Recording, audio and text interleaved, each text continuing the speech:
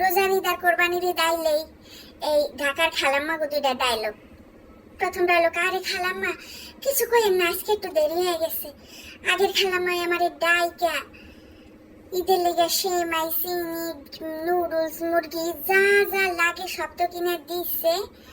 আবার কইতাছে কি জানেন, এই 5,000 টাকা রাখ, তোর পোলা পান্ডে কিছু কিনে দিস।